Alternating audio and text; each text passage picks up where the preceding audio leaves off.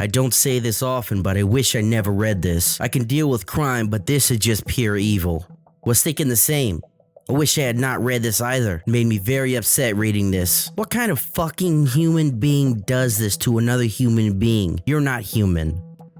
Ugh, I am a true crime fanatic and not bothered too much by what our fellow humans are capable of doing to each other, but I wish I had passed on reading this snippet here. The attack was so brutal that it caused the woman to give birth during it? Oh my god, I cannot unsee this.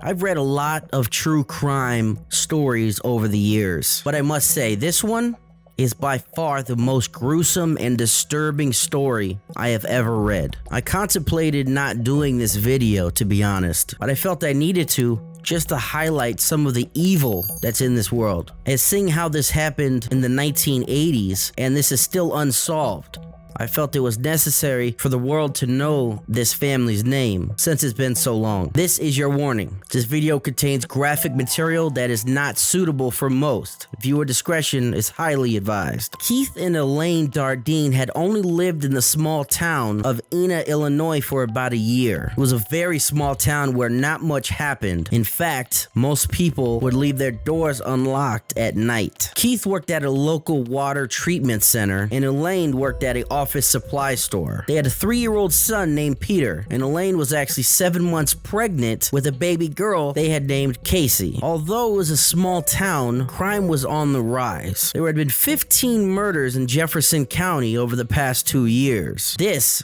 concerned Keith greatly, to the point where he put up the trailer they lived in for sale. He told his mother that he planned on moving him and his family in January. Quote, he said, "There's too many things happening down here," Joanne Dardeen said. November 17th, 1987 is the day when one of the most gruesome quadruple murders in history took place. Keith uncharacteristically did not show up for his evening shift. When attempts to reach him or anyone at his home failed, his parents called the local sheriff's department to do a wellness check. His mother, Joanne, met the sheriffs at the trailer because she had a spare key to let them in. When they entered the trailer, the scene that greeted them was so horrifying that even the most seasoned detectives were shaken to the core. This is where the story gets extremely disturbing. Again, this is a trigger warning. 3 bodies were found inside the trailer. Elaine and their 3-year-old son Peter both lay dead,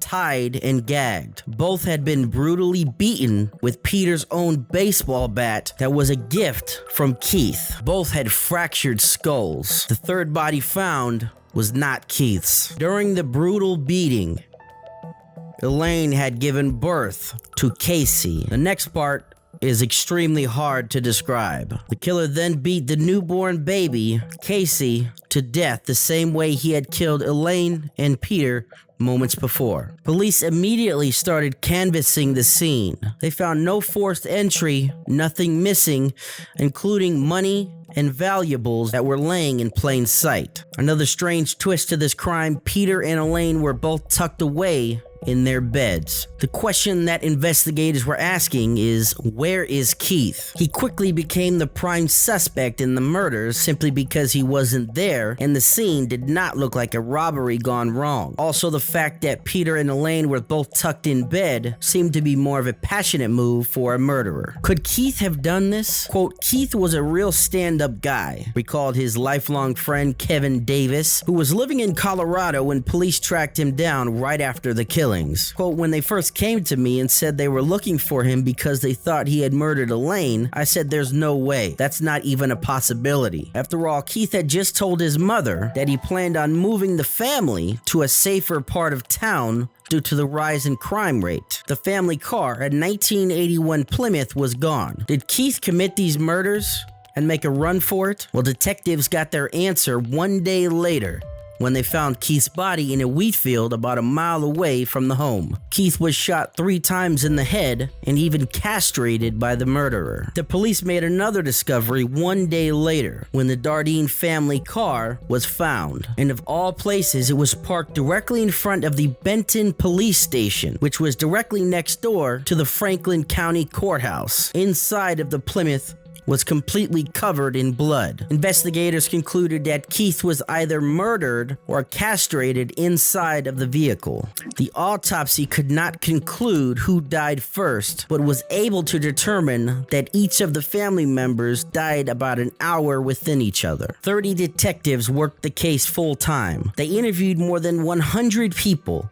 They tracked down more than 1,000 leads, but came up empty. Nearly 150 evidentiary items were labeled. Many had been sent to the labs for multiple testing. DNA samples remained from the victims, but none from the suspects. Jefferson County had shared their files with the FBI Cold Case Unit. Because the body of Keith and Elaine was sexually mutilated, they brought in an expert on cults. More than 20 thick binders labeled Dardeen exist in the case. There was never any solid leads in the case. That was until Tommy Lynn Sells. Sells was convicted of murdering 13-year-old Kayleen Harris in Del Rio, Texas in 1999 by slitting her throat. During the same attack, he slit the throat of a 10-year-old Crystal Searles, but she survived. Just a child, she helped the police make a composite sketch of the killer, picked Sells out of a lineup, and testified against him in court. Sells claimed to have killed upwards of 70 people around the world. However, only about 24 of them were actually proven to be true. When investigators interviewed Sells about the Dardeen murders, he claimed that he was the one that did it. Then Tommy Lynn Sells started singing, with a tale of meeting Keith at a truck stop, then changing the story to a pool hall, claiming Keith invited him to his house for dinner and his sexual rendezvous with both Dardeens. When police pressed the details never made public about the murders, Sells answered incorrectly. Then he blurted out the correct responses. Until he started confessing, investigators on the Dardeen case had never heard of the name Tommy Lynn Sells, but there was a little or very big problem with the Sells confession. The watermelon. Sells described a set of watermelon ceramics in the Dardeen home. John Kemp of the Jefferson County Sheriff's Office had heard enough. Quote, he provided us with information that only investigators knew. Sheriff Roger Mulch felt the same. Quote, in our minds, we had enough confidence to believe that he did it. Although investigators were convinced that they had found the killer, Jefferson County State's Attorney was not so convinced. After reviewing the evidence, the state's attorney did not pursue charges against Sells due to the inconsistencies in his story versus the facts of the case. Sells was never charged with the murders of the Dardeen family and was put to death in 2014. The case changed the community of Enna, Illinois forever. The easygoing small community that left their doors unlocked at night went out and bought troves of guns and security equipment. Quote, nobody is complacent anymore.